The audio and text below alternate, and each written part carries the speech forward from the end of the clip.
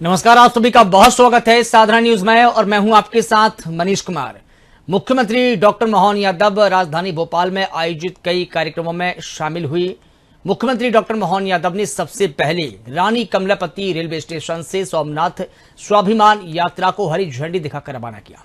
इसके बाद सीहोर के आष्टा में आयोजित सामूहिक विवाह सम्मेलन में वर्चुअली माध्यम से शामिल हुई। वहीं तुलसीनगर में नगर निगम के नए मुख्यालय अटल भवन का भी मुख्यमंत्री डॉक्टर मोहन यादव ने लोकार्पण किया।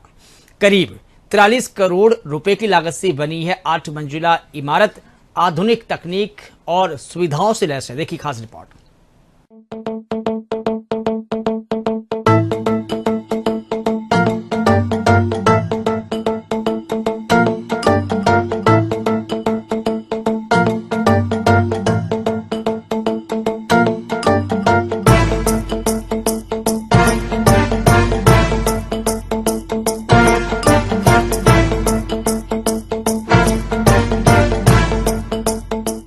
बाबा सोमनाथ का मंदिर केवल एक धार्मिक स्थल नहीं बल्कि भारत की आस्था, स्वाभिमान और सांस्कृतिक वैभव का प्रतीक माना जाता है।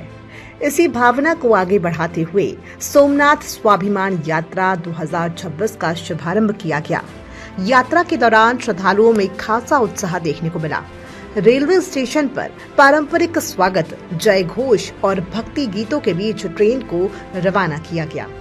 जी हाँ, सोमनाथ जा रहे हैं और हमारी संस्कृति की परंपरा जैसे कि धार्मिक यात्रा है। इस परंपरा मैं मुख्यमंत्री जी को बधाई देना चाहता हूँ, धन्यवाद देना चाहता हूँ कि उन्होंने सोमनाथ यात्रा कराई।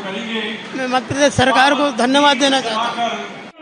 ये सूरज बंद होने वाला नहीं है और आज उस परंपरा को भारत के प्रधानमंत्री आदरणीय नरेंद्र मोदी जी ने पूरे दुनिया के अंदर बता दिया। और अब तो चाहो तो एक बार अपने मोदी जी के लिए डॉक्टर मोहन यादव जी के साथ मिलकर पश्चिम बंगाल की भी जय श्री राम बोल दो। जय जय श्री राम। और इसे मोहन यादव जी के लिए भी ताली बजाओ। ये भी वहाँ पर कई सीटों पर गए और सब जीते। अरे ढंग से ताली बजाएगा मेरे दोनों हाथ उठाकर। मोबाइल जेब में रख देना। बोले जय श्री राम। और ये परंपरा लगातार डॉक्टर मोहन यादव जी के नेतृत्व में जारी है। बाबा महाकाल की धरती से ये पद्धति और परंपरा का शुरुआत हुई है। मैं आज राजा भोज की धरती पर जितने भी बहन भाई बाबा सोमनाथ के दर्शन के लिए जा रहे हैं, मैं उन सबका हृदय से राजा भोज की नगरी में रानी कमलापति रेलवे स्टेशन पर हृदय से स्वागत करता हूँ, वंदन करता हूँ। इस अवसर पर हमारे निगम के अध्यक्ष भाई संजय लगाई जी, जिले के अध्यक्ष भाई रविंद्र एपी जी, हमारे प्रदेश के महामंत्री भाई राहुल त्रिपाठी जी और हमारे सारे भक्तार्थी तीर्थार्थी भाई और बहनों, में आप सबको बहुत बहुत हृदय से धन्यवाद देता हूँ क्योंकि ट्रेन भी समय पर जाए। भोपाल, उज्जैन, सीहोर, विदिशा, रायसेन, राजगढ़, मंदसौर, आगरमालवा, शाजापुर, रतलाम, नीमच, समूचा हमारा ये मध्य प्रदेश का मालवा अंचल मध्य भारत का हिस्सा, सारे के सारे हमारे धर्मालु श्रद्धालु सिंधु जिनके चरण पखाड़ता है, मस्तक पर चंद्रदेव विराजे, अक्षय स्वाभिमान के ज्योतिर्लिंग भगवान सोमनाथ के चरणों में कोटि कोटि वंदन, अभिनंदन। सोमनाथ का संबंध देश के स्वाभिमान के साथ भी आता है। गुजरात भगवान श्री कृष्ण के काल से जब द्वारकाधीश ने अपने जीवन काल में अधर्म के खिलाफ लड़ाई लड़ी तो पूरा देश अलग दौर में पहुंचा। और हम सब जानते हैं 1000 साल पहले भारत को काली छाया ने ग्रहण के रूप में डसा तो बाबा सोमनाथ का मंदिर था। सोमनाथ ये स्वाभिमान के साथ भी जुड़ा हुआ है। सोमनाथ हमारे देश के विकास का पर्याय भी है। ऐसे में हमारे यशस्वी प्रधानमंत्री श्रीमान नरेंद्र मोदी जी के लिए जोरदार ताली बजा के अभिनंदन करें, जिनके नेतृत्व में विरासत से विकास की एक यात्रा प्रारंभ हुई। चहुमुख विकास की यात्रा। जब हम विकास में भौतिक अधोसंरचना की बात करते हैं, रेल, पुल, पुलिया, सड़क, नगर, कारखाने, लेकिन इन सब बातों के अलावा जिन सनातन संस्कृति पे हमको सदियों से गर्व रहता है, ऐसे में सनातन धर्म के साथ सबको लेके चलने के लिए माननीय प्रधानमंत्री की जो भावना है, उसका प्रकटीकरण आज अपने देश के अंदर दिखाई देता है। और आनंद तो तब भी आता है, रामेश्वर जी, अभी अभी आपने कहा श्री राम का धाम अयोध्या याद दिलाई और भगवान गोपाल कृष्ण का धाम मथुरा याद दिलाई। तो काली मैया जी बुला रही है। गुवाहाटी के बाद अगर सर्वाधिक आदर का आनंद आता है तो बंगाल के काली घाट का आनंद आता है। जोरदार ताली बजाकर के अभिनंदन करें। आज भगवान की दया से गंगोत्री से लगाकर गंगा सागर तक हमारा अपना पूरा आनंद सर्वत्र बिखर रहा है। ऐसे में जब लोकतंत्र की ये नई दौर की नई बयान उत्साह उमंग बना करके पूरे देश में उत्साह बढ़ रही है, तो स्वाभाविक रूप से हम सबके लिए एक अलग प्रकार का माहौल बना है। ऐसे समय में आपके माध्यम से 12 ही ज्योतिर्लिंग में पहले ज्योतिर्लिंग हमारे सोमनाथ भगवान है, जिनके माध्यम से आपकी अपनी दर्शन का एक सौभाग्य मिलेगा। ये सारे यात्रियों को मैं बधाई दे रहा हूँ। और पास में ही एक 4 पीठ में से एक प्रमुख पीठ द्वारका पीठ भी है, जहाँ पर भगवान कृष्ण ने अपने उस गौरवशाली अतीत के बलबूते पर अपने सबके हृदय में एक अविस्मरणीय छवि हमारे बीच में छवि भी बनाई। और ये जो भगवान के मंदिर पे जो क्षति हुई थी सोमनाथ भगवान पे, और एक बार नहीं 17 बार दुश्मनों ने आक्रमण किए थे, लेकिन ये हमारी सनातन संस्कृति की ध्वजा, हमें गर्व है। 1000 साल बाद भी फिर सोमनाथ का शिखर आसमान से बात कर रहा है। दुश्मन देख ले, दुश्मन लाख चाहे तो क्या होता है, होता वही जो सोमनाथ चाहते वो होता है।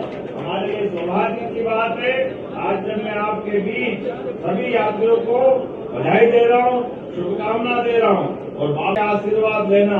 दुनिया आज अलग दौर में पहुंची है, ऐसे में भारतीय सनातन संस्कृति, जियो और जीने देव की संस्कृति, समूची मानवता की संस्कृति देवादेव महादेव के आशीर्वाद के साथ, आनंद के साथ सबके जीवन में सुख मंगल वैभव करे।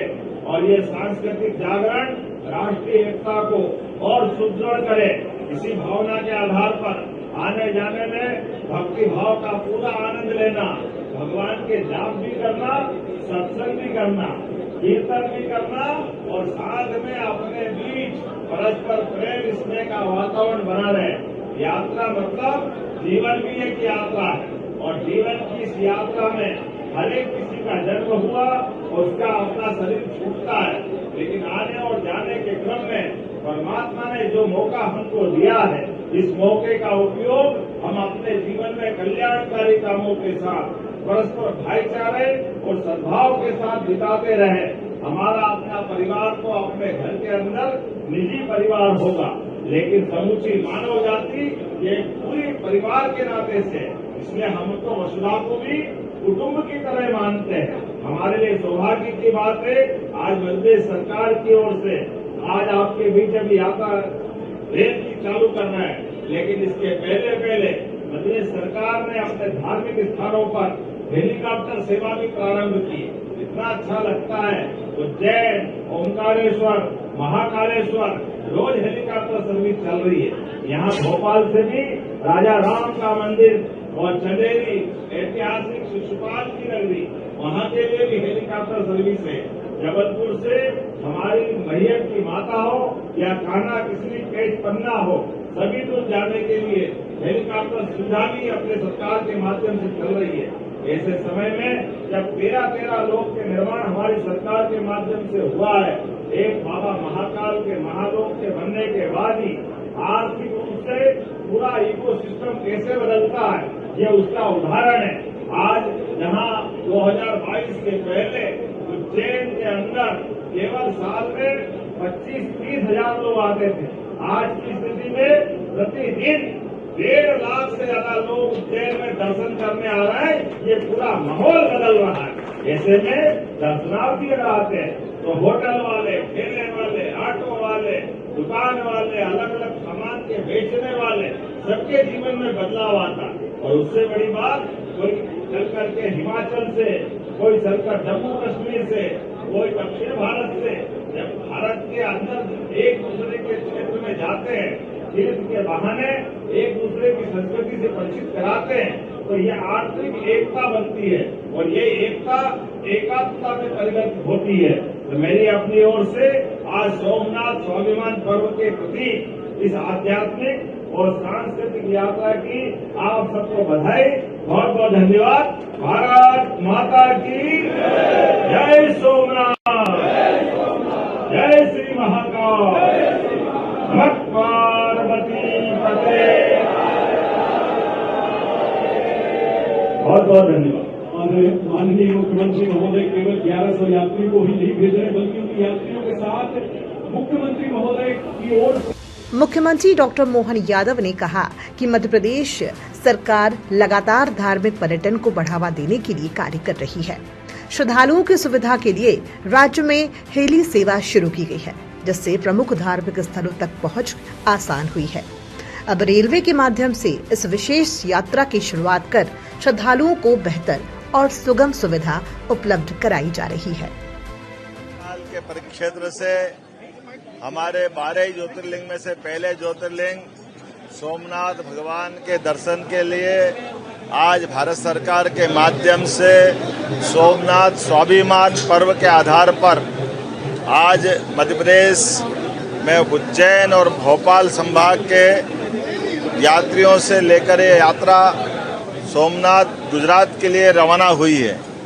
यशस्वी प्रधानमंत्री के माध्यम से विरासत से विकास के जो आयाम शुरू किए हैं, उसी कड़ी में बीते समय सोमनाथ के मंदिर पर 1000 साल पहले मोहम्मद गजनवी द्वारा जो आक्रमण किया गया था, उस आक्रमण को दृष्टिगत रखते हुए 1000 साल बाद भी भगवान की दया से आज भी सोमनाथ का मंदिर, जिस मंदिर पे 17 बार आक्रमण हुए हों, लेकिन ये हमारे सनातन धर्म की संस्कृति है और हमारे लिए गौरव की बात भी है कि आज भी उसी देवस्थान पर आकाश से बात करता हुआ भगवान का मंदिर का शिखर आज भी गर्व से सीना तान करके अरब सागर के ऊपर महासागर में सनातन संस्कृति को गर्व और गौरव देता है। ऐसे में स्वाभिमान पर्व के माध्यम से देश के अलग अलग राज्यों से यात्री जाकर के इस आयोजन का हिस्सा बन रहे हैं। मेरी अपनी ओर से आज एक बार फिर इस पूरे आयोजन में माननीय विधायक रामेश्वर शर्मा जी, माननीय विधायक भगवान दास सबनानी जी, हमारे अध्यक्ष संजय नगायत जी, इस अवसर पर जिला अध्यक्ष रविंद्र यति जी, हमारे प्रदेश के महामंत्री राहुल कोठारी जी, हम सब ने मिलकर के सभी श्रद्धालुओं को इस यात्रा की शुभकामना दी, बधाई दी।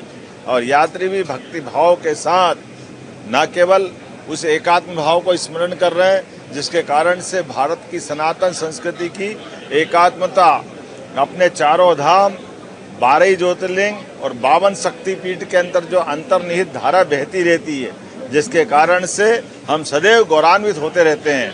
आइए हम सब मिलकर के देश के दुश्मनों को ये सबक भी दें कि हमारे देश की तरफ जो कोई विदेशी निगाह डालेगा, ये भारत वो भारत है जो अपने विदेशी दुश्मनों से भी निपटना जानता है और काल के प्रवाह में जब कभी कोई ऐसा आक्रमण भी हुआ तो उसका प्रतिकार करते हुए ये मूल स्वरूप को भी धारण करता है। मेरी अपनी ओर से एक बार फिर इस आयोजन की बधाई, बहुत बहुत धन्यवाद। मध्य प्रदेश सरकार ने न केवल धार्मिक पर्यटन को बढ़ावा दिया, बल्कि इससे प्रदेश में धार्मिक स्थलों पर रोजगार भी बढ़ा है। वहीं दूसरी तरफ सोमनाथ स्वाभिमान यात्रा 2026 को सनातन संस्कृति और आस्था को सशक्त करने की दिशा में एक महत्वपूर्ण कदम माना जा रहा है।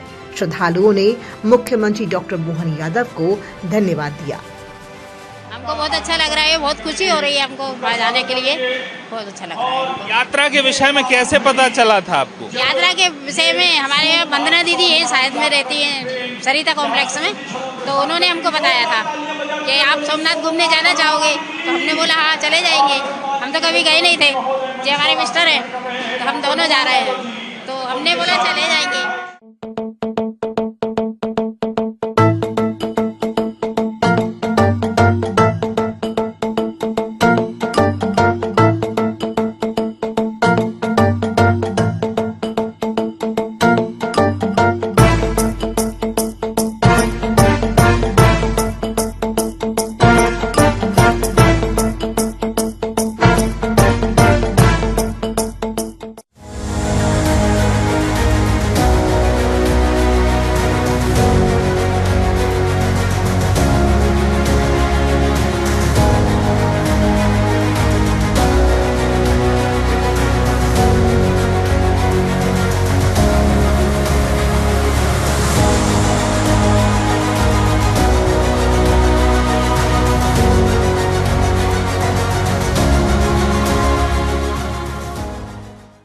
नगर निगम का ये नया मुख्यालय आधुनिक तकनीकों और जन सुविधाओं से लैस है।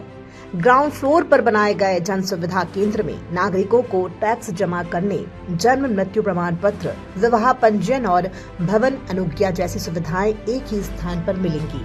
खास बात यह है कि भवन को ऊर्जा दक्ष तकनीकों के आधार पर विकसित किया गया है।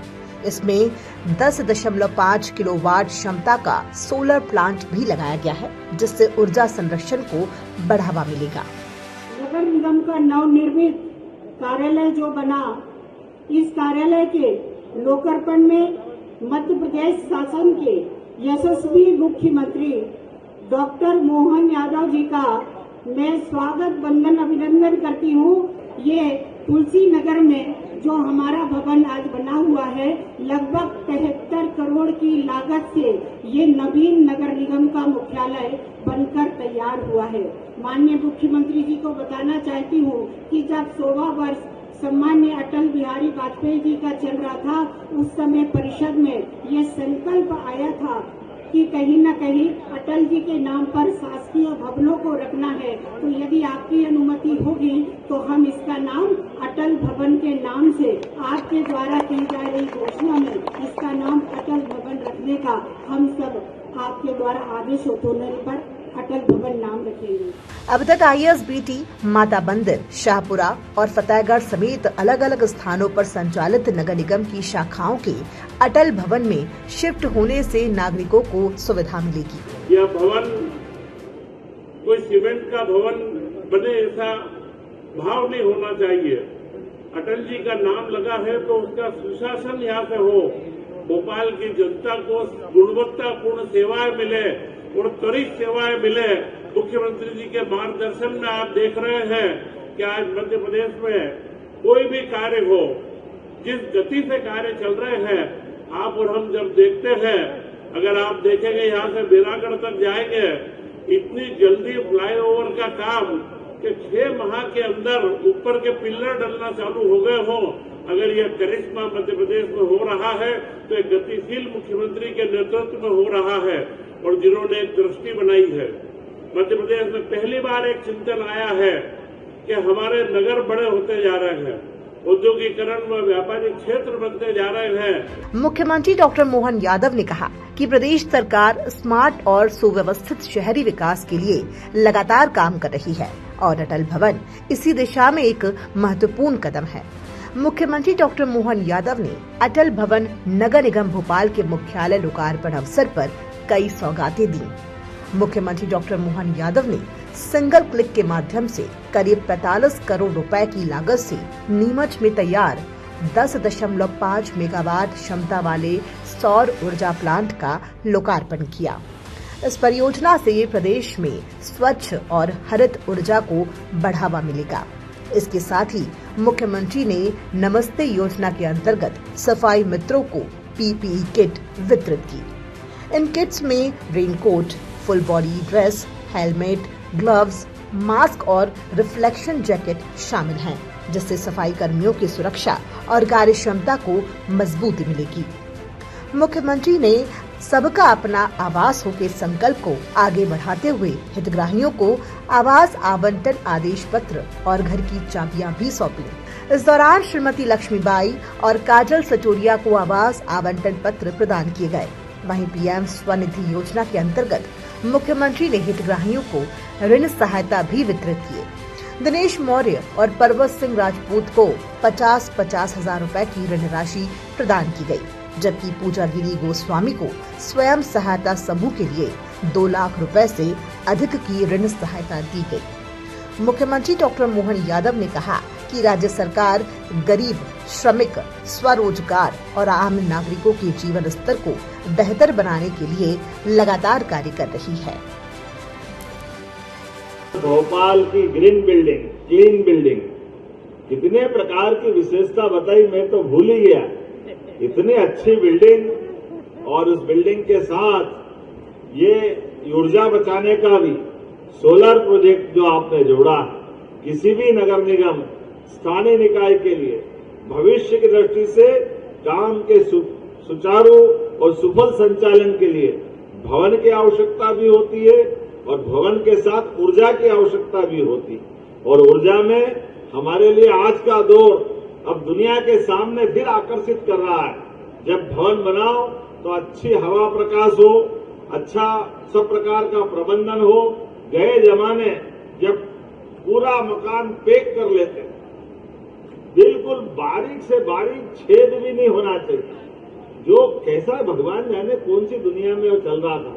लेकिन धीरे धीरे करके समझ में आ गया, अब ग्रीन एनर्जी का जमाना आ गया।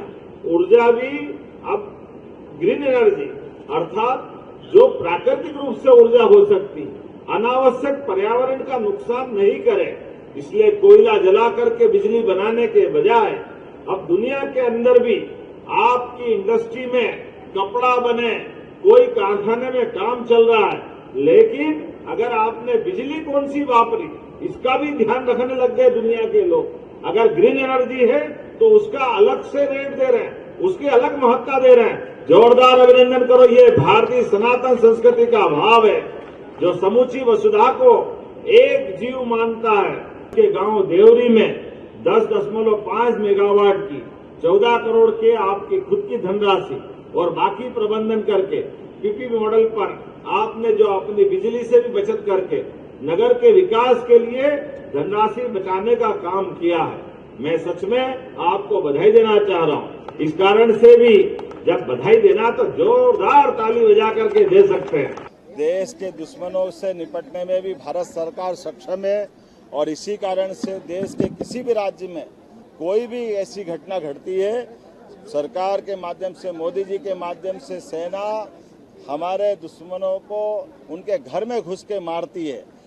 ऑपरेशन सिंदूर, बहनों के सिंदूर में हाथ डालने का परिणाम क्या होता है, ये दुनिया के सामने भारत ने दिखाया था। अत्याधुनिक टेक्नोलॉजी के बलबूते पर जिस प्रकार के प्रबंधन हुए, पाकिस्तान त्राहिमाम करते हुए वहाँ के राष्ट्रपति से लेकर बड़े पदाधिकारी तक सब बंकर में छिपते फिरे। ये यशस्वी प्रधानमंत्री के कुशल नेतृत्व का कमाल है, बदलते दौर में भारत की शान है। आज के इस अवसर पर मैं प्रदेशवासियों को, देशवासियों को बधाई देना चाहता हूँ, इस नाते से भी कि कुशल नेतृत्व में, सक्षम हाथों में देश भी सुरक्षित है और लोकतंत्र भी सुरक्षित है। मेरी अपनी ओर से बधाई। आज जब मैं मध्य प्रदेश की तरफ देखता हूँ तो बड़े दुर्भाग्य के साथ कहना पड़ेगा, कांग्रेस किस मुंह से कहेगी कि हम किसानों की लड़ाई लड़ रहे हैं। वो अपनी सरकार के समय जितने अन्याय किसानों के साथ कांग्रेस ने किए हैं वो माफी मांगे।